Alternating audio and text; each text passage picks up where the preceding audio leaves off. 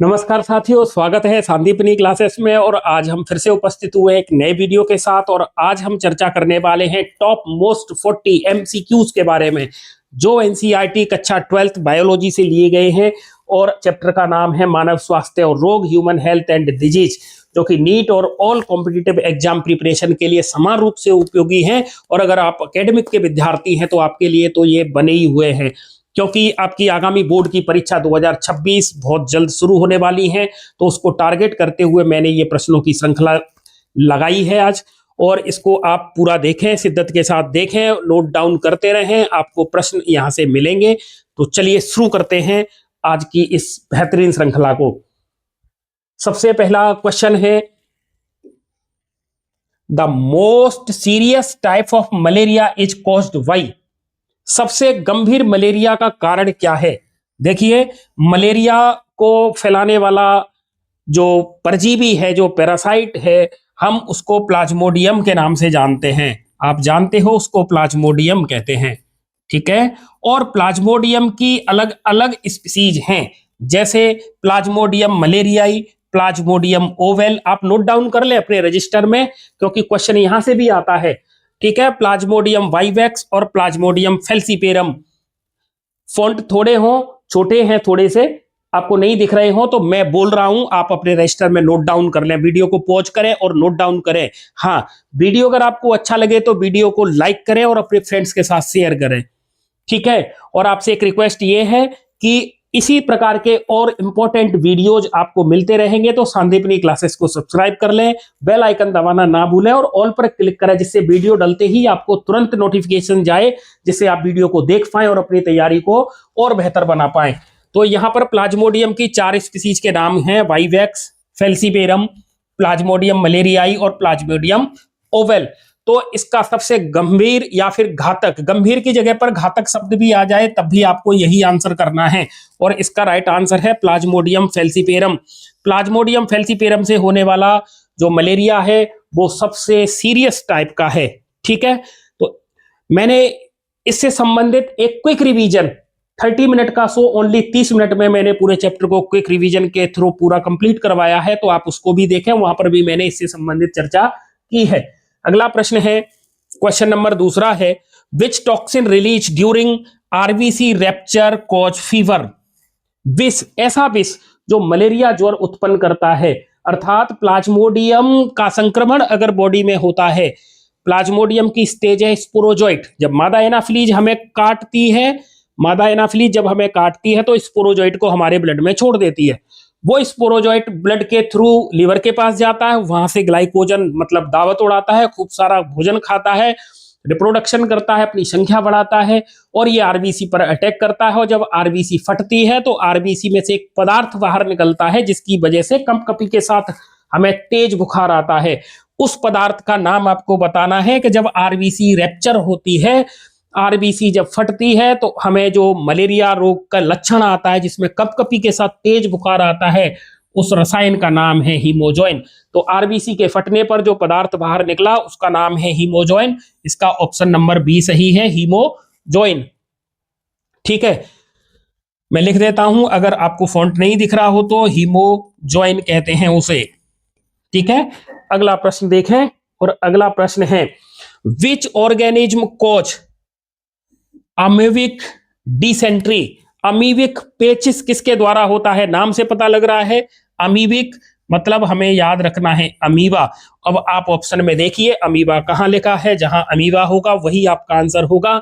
और यहां लिखा है एंट अमीबा हिस्टोलिटिका, इसके द्वारा होता है अमीबिया पेचिस रोग। अमीबिया पेचिस, अमीबिया डिसेंट्री, जिसमें दस्त लग जाते हैं और दस्त के साथ म्यूकस बाहर आता है, ब्लड बाहर आता है, खूनी दस्त जैसे हो जाते हैं, तो उसे फैलाने वाला है एंट अमीबा हिस्टोलिटिका, जो कि दूषित भोजन और पानी का सेवन करने से यह बीमारी होती है, ठीक है। देखिए, मोस्ट इंपॉर्टेंट क्वेश्चन है, आपको परीक्षाओं में ये मिलेंगे। परीक्षा किसी भी स्तर की हो, या तो कक्षा 12 के विद्यार्थियों की हो, या फिर आप किसी भी कंपटीशन की तैयारी कर रहे हो, इससे संबंधित क्वेश्चनों के आने की संभावना रहती है। तो आप चैनल को सब्सक्राइब करके रखें। और चलते हैं हम अगले प्रश्न की ओर। और क्वेश्चन नंबर 4 आपके सामने है, विच मॉस्किटो ट्रांसमिट मलेरिया। मलेरिया फैलाने वाले मच्छर का नाम क्या है? तो मलेरिया को क्यूलेक्स मच्छर के द्वारा होता है, मलेरिया एडीज के द्वारा होता है ना, मेंसोनिया के द्वारा होता है, या फिर फीमेल एनाफ्लीज के साथ होता है। देखिए हो सकता है ऑप्शन में मेल एनाफ्लीज लिख दे, आपको याद रखना है फीमेल एनाफ्लीज के द्वारा होता है। तो इसका राइट आंसर होगा ऑप्शन नंबर सी, मादा एनाफ्लीज के द्वारा, मादा एनाफ्लीज के द्वारा, मादा एनाफ्लीज मच्छर के द्वारा ये रोग होता है। और इस मच्छर के परपोषियों की अगर संख्या आपसे पूछी जाए तो इसके परपोषी होते हैं दो, एक परपोषी है इसका मनुष्य और दूसरा परपोषी होता है इसका मच्छर। और आपको पता है मच्छर, ठीक है, जो मादा एनाफ्लीज किसको लेके जाती है, तो आप कहोगे प्लाज्मोडियम को। और इस प्लाज्मोडियम के जो परपोषी हैं, प्लाज्मोडियम के जो परपोषी हैं वो दो होते हैं, पहले परपोषी का नाम है मनुष्य और दूसरे परपोषी का नाम है मच्छर, आपको ये भी याद रखना है। ठीक है, चलते हैं अगले प्रश्न की तरफ और ये है question number 5। Common infectious disease of human is, मनुष्य में सबसे सामान्य संक्रामक रोग कौन सा है। देखिए संक्रामक रोग दो प्रकार के हैं, एक संक्रामक रोग होते हैं जो एक व्यक्ति से दूसरे व्यक्ति में ट्रांसमिट होते हैं, जैसे मुझे जुकाम हुआ है, मुझे छींक आती है, या फिर मैंने जिस चीज को यूज किया है उसको कोई दूसरा व्यक्ति यूज करता है, तो उसमें अगर संक्रमण होता है तो उसे कहते हैं संक्रामक बीमारी। और ऐसी बीमारी जो एक व्यक्ति से दूसरे व्यक्ति में नहीं फैलती है उसे कहते हैं असंक्रामक बीमारी। कैंसर असंक्रामक बीमारी में आता है, याद रखना है। ठीक है, तो इसमें देखिए ऑप्शन दिए हुए हैं, निमोनिया, टाइफाइड, कॉमन कोल्ड और कोलेरा। तो कॉमन कोल्ड, मनुष्य में सबसे सामान्य संक्रामक रोग का नाम है कॉमन कोल्ड। ठीक है, Widal test is use to diagnose, Widal परीक्षण किस रोग के लिए किया जाता है। विडाल टेस्ट डॉक्टर लिखता है जब हमें बीमारी कोई हो, और उसने एक अगर ये विडाल टेस्ट लिखा है तो आप समझ लें आपके लिए ये टाइफाइड की पहचान करने के लिए लिखा गया है, तो ये टाइफाइड से संबंधित है विडाल टेस्ट। ठीक है, अब आप देखिए इन सभी क्वेश्चनों के आंसर देख लीजिए। फीमेल एनाफ्लीज मॉस्किटो, मादा एनाफ्लीज मच्छर, इससे मलेरिया होता है। Common infectious disease of human, मनुष्य का सबसे सामान्य संक्रामक रोग में आपको कॉमन कोल्ड याद रखना है। विडाल टेस्ट टाइफाइड से संबंधित है। ठीक है, तो ये क्वेश्चन नंबर 6 तक की श्रृंखला हमने देखी है और चलते हैं अगली स्लाइड पर, और ये रहा question number 8। Which antibody is abundant in colostrum, colostrum में पाया जाने वाला एंटीबॉडी कौन सा है, कोलेस्ट्रम में पाया जाने वाला एंटीबॉडी कौन सा है। ठीक है, यहां ऑप्शन दिए हुए हैं IgG, ठीक है, इम्यूनोग्लोब्यूलिन जी, इम्यूनोग्लोब्यूलिन ई, इम्यूनोग्लोब्यूलिन एम और इम्यूनोग्लोब्यूलिन ए। ठीक है, तो इसका राइट आंसर होगा इम्यूनोग्लोब्यूलिन ए, IgA। ये कोलेस्ट्रम में पाया जाता है जिसे हम प्रथम स्तन्य के नाम से जानते हैं। ये सबसे बच्चे का जन्म होता है तब सबसे पहली बार जो दूध आता है उसे प्रथम स्तन्य, इसी को अपन पीयूष के नाम से जानते हैं, पीयूष के नाम से जानते हैं, इसी को हम खीस के नाम से भी जानते हैं। आपको ये ऑप्शन भी याद रखने हैं, ठीक है, क्योंकि ये आपकी एनसीईआरटी में लिखे हुए हैं। Which immunity is present from birth, जन्म से ही जो प्रतिरक्षा हमें मिलती है, जन्म के साथ जो आती है उसे हम सहज प्रतिरक्षा के नाम से जानते हैं, उसे हम इन्नेट इम्यूनिटी के नाम से जानते हैं, सहज प्रतिरक्षा के नाम से जानते हैं, उसे हम सहज प्रतिरक्षा के नाम से जानते हैं, जो कि जन्मजात होती है। ठीक है, अगला है antibody structure is represented, antibody की संरचना होती है, आपका आंसर आएगा H2L2। H का मतलब है हैवी श्रृंखला, इसमें हैवी चेन, हैवी श्रृंखला होती हैं इसमें 2, और हल्की श्रृंखला लाइट श्रृंखला ये भी होती हैं इसमें 2, इसीलिए हम हैवी के लिए लगाते हैं H और हल्की के लिए लगाते हैं L। H है 2, L है 2, इसीलिए हम इसे H2L2 मॉडल के नाम से जानते हैं। तो इस तरीके से हमने चर्चा की है क्वेश्चन नंबर 11 तक। ठीक है, क्वेश्चन नंबर 11 तक की ये चर्चा की है। इसका क्विक रिवीजन वाला वीडियो चैनल पे आपको मिलेगा, प्लेलिस्ट में जाके देखें, कंपटीशन एग्जाम की प्लेलिस्ट और कक्षा 12th की प्लेलिस्ट में आपको इसका क्विक रिवीजन वाला 30 मिनट का वीडियो मिल जाएगा, तो वहां भी आप उसको देख सकते हो, वहां पर इससे इन सारे प्रश्नों की चर्चा उधर भी की गई है। अगले प्रश्न की चर्चा करते हैं। विच लिम्फोइड ऑर्गन फिल्टर्स ब्लड, हमारा ऐसा कौन सा लिम्फोइड ऑर्गन है जो ब्लड को फिल्टर करता है? तो रक्त को छानने वाला लिम्फोइड ऑर्गन क्या है? तो आपका आंसर आएगा स्प्लीन। स्प्लीन, जिसे हम हिंदी में प्लीहा के नाम से जानते हैं, ये हमारे ब्लड को फिल्टर करने का काम करता है। साथ में ये स्प्लीन आरबीसी को स्टोर भी करता है, आरबीसी को स्टोर करता है और मृत आरबीसी का ये भक्षण करता है, मतलब यहां पर आरबीसी को दफनाया जाता है। ठीक है, अगला है क्वेश्चन नंबर 14 और 14 में पूछा गया है HIV primarily attack. HIV virus का नाम है जिसे ह्यूमन इम्यूनो डेफिशिएंसी वायरस कहते हैं। ये किसको नष्ट करता है? ये लिम्फोसाइट, बी लिम्फोसाइट को खत्म करता है, प्लेटलेट्स पर अटैक करता है, आरबीसी पर अटैक करता है या हेल्पर टी सेल पर अटैक करता है? तो आपका आंसर आएगा टी हेल्पर सेल या हेल्पर टी कोशिकाओं पर ये अटैक करता है। ठीक है, अगला क्वेश्चन नंबर 15 की चर्चा करते हैं। तो diagnostic test for AIDS, AIDS की जांच के लिए कौन सा टेस्ट है? तो बिडाल टेस्ट अभी आपने देखा, ये टाइफॉइड से संबंधित है तो ये ऑप्शन नहीं होगा। एलिसा टेस्ट एड्स की पहचान के लिए ही किया जाता है, एलिसा जिसे एंजाइम लिंक्ड इम्यूनो सोरवेंट ऐसे कहते हैं। ठीक है, वेस्टर्न ब्लॉट इसका नहीं है, मोन्टेक्स टेस्ट ट्यूबरक्लोसिस के निदान के लिए करते हैं अपन। ठीक है, तो आपको इसके आंसर मिल गए होंगे, सारे आंसर हैं। वीडियो को पॉज कर लें या फिर वीडियो का स्क्रीनशॉट ले लें और अपने रजिस्टर में इन्हें नोट डाउन कर लें, क्योंकि आप किसी भी कंपटीशन एग्जाम की तैयारी करते हैं तो ये समान रूप से उपयोगी होंगे क्वेश्चन। ठीक है, क्योंकि एनसीईआरटी बेस्ड है और आजकल परीक्षा का पैटर्न आपको पता ही है, प्रतियोगी परीक्षा भी एनसीईआरटी बेस्ड हो रही है और बोर्ड का पैटर्न भी लगातार चेंज हो रहा है, तो उस हिसाब से आपको अपनी तैयारी और बेहतर करनी पड़ेगी। ट्यूमर्स और कार्सिनोजन से संबंधित, मतलब कैंसर से संबंधित यह क्वेश्चन है। 16 विनाइन ट्यूमर, मतलब सौम्य ट्यूमर, जिसे कि अपन सुदम अर्बुद के नाम से जानते हैं, अर्बुद। ठीक है, ट्यूमर को अर्बुद कहते हैं हिंदी में।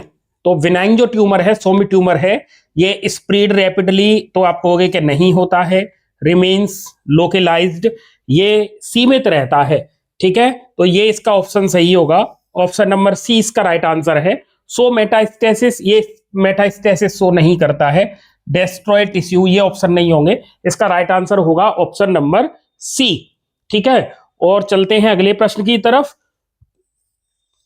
Most dangerous property of cancer, cancer का सबसे खतरनाक गुण क्या है? तो देखिए, कैंसर का सबसे खतरनाक गुण होता है कैंसर में मेटास्टेसिस, जिसमें कि ट्यूमर एक जगह से बॉडी के दूसरे ऑर्गन्स में जाके भी वहां पर भी नए ट्यूमर बना लेता है। ठीक है, अगला है question number 19, morphine is obtained from, morphine कहां से प्राप्त होता है? तो आपका आंसर आएगा ये ओपियम पॉपी, मतलब अफीम के पौधे से प्राप्त करते हैं इसे।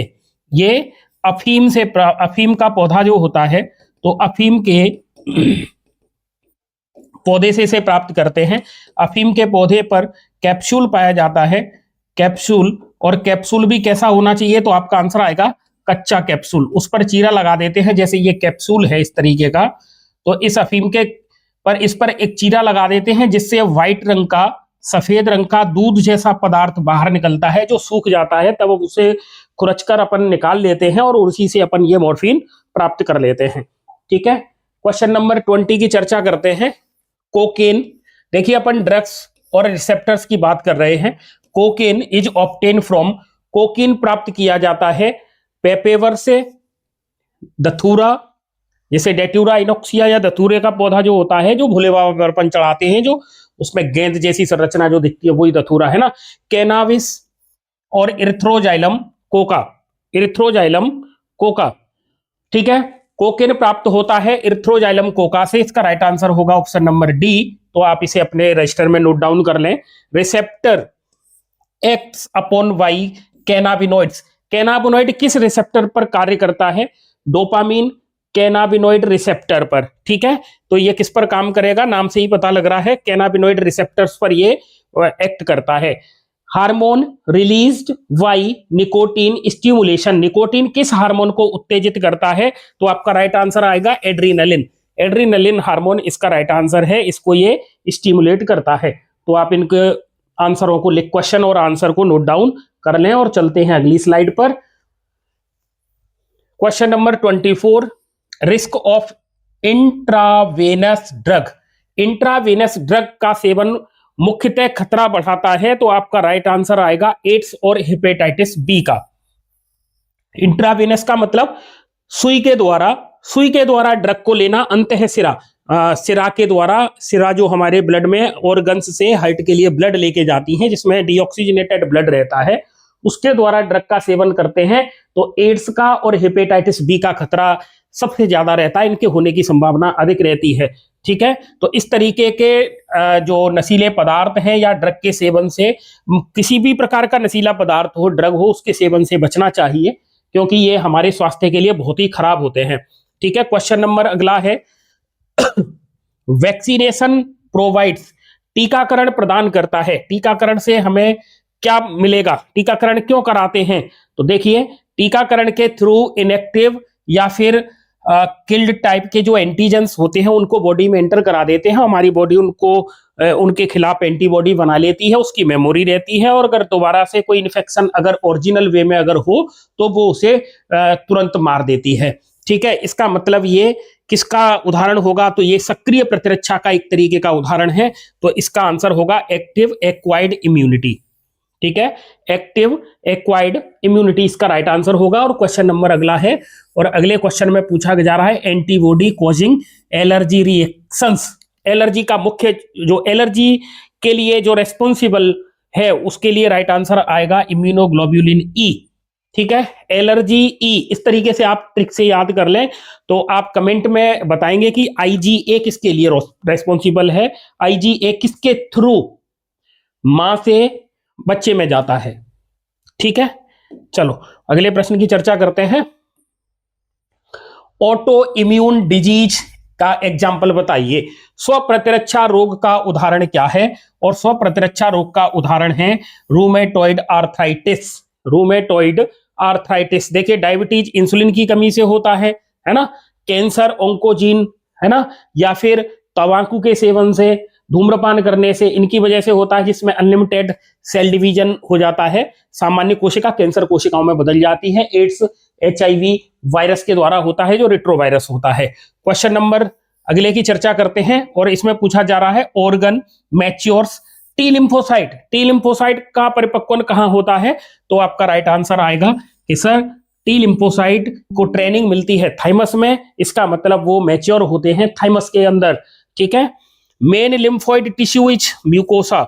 Main lymphoid tissue is mucosa. Mucosa से जुड़ा लिम्फोइड ऊतक कौन सा है? तो आपका राइट आंसर होगा MALT। और इससे पहले वीडियो में हमने MALT की चर्चा की हुई है, तो MALT का फुल फॉर्म क्या है आप कमेंट करके बताएंगे। MALT का पूरा नाम क्या है आप कमेंट करके बताएंगे। अगला प्रश्न है, विच वर्म्स कॉज एलिफेंसियासिस। हाथी पाम रोग का कारण क्या है? टीनिया सोलियम के द्वारा होता है, फेसियोला के द्वारा होता है, एस्केरिस के द्वारा होता है, या फिर बुचरेरिया के द्वारा होता है? तो आपका राइट आंसर आएगा कि जो हाथी पाम रोग है वो बुचरेरिया के द्वारा होता है। बुचरेरिया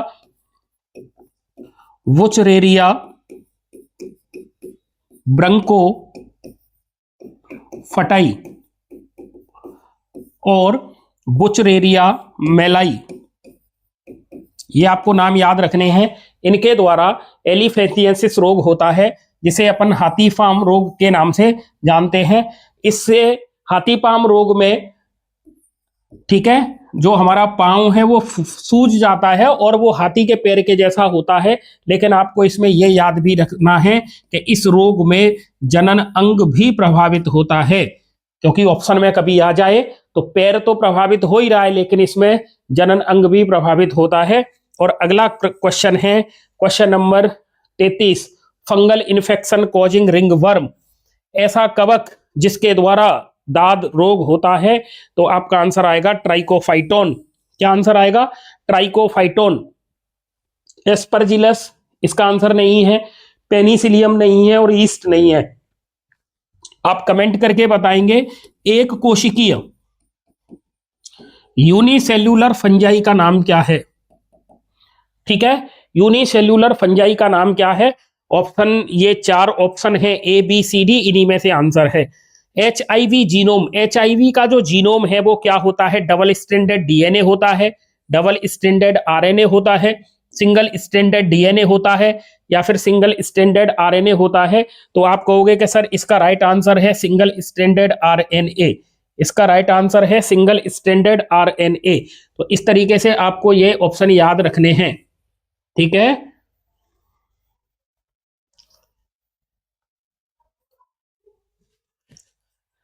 तो फंगल इन्फेक्शन इसका आंसर है ट्राइकोफाइटोन, और क्वेश्चन नंबर 35 का आंसर है ऑप्शन नंबर डी। तो आपने ये नोट डाउन कर लिए होंगे। आपको वीडियो इंटरेस्टिंग लग रहा है, वीडियो से संबंधित क्वेश्चन आप हल कर पा रहे हैं, तो एक बार कमेंट में लिखें कि आपकी तैयारी कैसी है, बोर्ड के लिए आप पूरी तरीके से प्रिपेयर हो के नहीं हो, ये आप कमेंट करेंगे। ठीक है, और चलते हैं हम अगले प्रश्न की तरफ, और अगला प्रश्न है question number 36। Enzyme converting viral RNA into DNA। RNA को DNA में बदलने वाला एंजाइम, क्योंकि HIV का जो वायरस है, HIV में RNA जीनोम के रूप में पाया जाता है, लेकिन जब ये इन्फेक्शन होता है इसका, तब ये RNA होस्ट सेल के अंदर DNA में कन्वर्ट होता है, और RNA को DNA में बदलने वाले एंजाइम को अपन रिवर्स ट्रांसक्रिप्टेज के नाम से जानते हैं। तो reverse transcriptase enzyme HIV virus में मिलता है, और इसको खोजने वाले साइंटिस्ट का नाम टेमिन और बाल्टीमोर था, जिन्होंने बताया कि कुछ वायरस में जिनमें जीनोम RNA होता है वो DNA में कन्वर्ट होता है, मतलब ट्रांसक्रिप्शन का उल्टा हो रहा है, इसीलिए हम इसे रिवर्स ट्रांसक्रिप्शन के नाम से जानते हैं, और इस घटना के लिए जिम्मेदार एंजाइम का नाम रिवर्स ट्रांसक्रिप्टेज होता है। क्वेश्चन नंबर अगले की चर्चा अपन करते हैं। तो विच इमेजिंग यूज मैग्नेटिक फील्ड, चुंबकीय क्षेत्र का प्रयोग होता है, तो आपका आंसर आएगा MRI। MRI में चुंबकीय क्षेत्र, क्योंकि एक्सरे में, CT स्कैन, इनमें तो एक्सरे यूज होती है, MRI ये चुंबकीय अनुनाद पर आधारित है, इसमें इमेजिंग बनती है मैग्नेटिक। ठीक है, effective method to control disease, रोग नियंत्रण की प्रभावी विधि क्या है? रोग नियंत्रण की प्रभावी विधि क्या है? ट्रीटमेंट। अरे ट्रीटमेंट तो तब लेंगे, रोग तो हो ही गया ना। एंटीबायोटिक्स भी रोग हो जाने पर ले रहे हैं, सर्जरी रोग हो जाने पर होती है। प्रिवेंशन मतलब रोकथाम, रोकथाम ही सबसे अच्छा उपाय है किसी भी डिजीज को रोकने का, कंट्रोल करने का, तो प्रिवेंशन। ठीक है, अब ये जो चैप्टर था आपका NCERT का कक्षा 12th का, ठीक है, मानव स्वास्थ्य और रोग, उससे संबंधित ये 40 अति महत्वपूर्ण प्रश्न जिन पर हमने चर्चा की थी। ठीक है, और प्रिवेंशन, ये देखिए जो क्वेश्चन नंबर 40 है ना, इसका जो प्रिवेंशन की अगर अपन बात करते हैं, तो हमें व्यक्तिगत और सामूहिक तौर पर हमें स्वच्छता का ध्यान रखना चाहिए। गली मोहल्ले में कहीं भी अगर पानी भरा हुआ है, तो उस जल के स्रोत में गंबूजिया नाम की मछली डाल दें, जो मच्छर के लार्वा को खाती रहती हैं, जिससे कि मच्छरों के द्वारा होने वाली बीमारी की रोकथाम हो सके।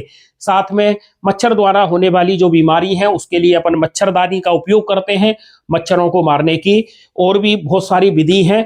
तो आपका एक क्वेश्चन ये भी आता है कि मच्छर के लार्वा को खाने वाली मछली का नाम बताइए, तो उसका नाम होगा गंबूजिया। आपको ये याद रखना है। व्यक्तिगत स्वच्छता तो रखनी है, हमें सामाजिक स्वच्छता भी रखनी है, जिससे जल के द्वारा या फिर दूषित भोजन के द्वारा जो होने वाली बीमारी है उनको रोका जा सके। ठीक है, गंदगी नहीं फैलानी है, क्योंकि गंदगी पर मक्खियां और मच्छर ये रहते हैं और अपने अंडे देते हैं, लार्वा बनते हैं, जिससे नए जीव उनके पैदा होते हैं जो रोग फैलाने का कारण बनते हैं। साथ में संक्रामक जो बीमारी है उसमें हमें दूरी बना के भी रोगी से रखनी है, लेकिन एड्स एक इस तरीके की बीमारी है जिसमें हमें रोगी से दूरी नहीं बनानी है, क्योंकि वो इस तरीके से नहीं फैलता है।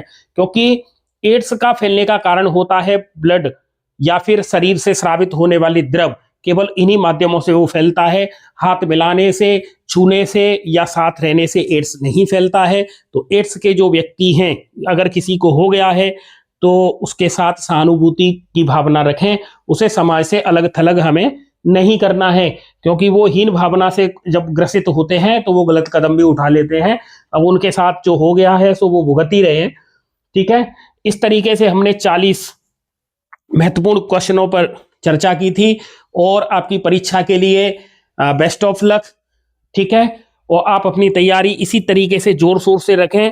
चैनल को सब्सक्राइब करें जिससे वीडियो आपको समय पर मिलता रहे, और वीडियो समय पर जब मिलेगा, जब आप चैनल को सब्सक्राइब करने के साथ साथ बेल आइकन को प्रेस करें और ऑल पर क्लिक करेंगे, तब ये नोटिफिकेशन आप तक पहुंचता है।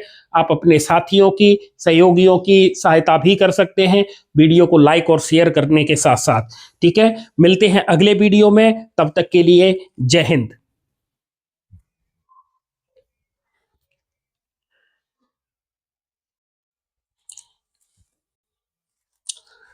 नमस्कार साथियों, स्वागत है संदीपनी क्लासेस में। और आज हम फिर से उपस्थित हुए एक नए वीडियो के साथ, और आज हम चर्चा करने वाले हैं टॉप मोस्ट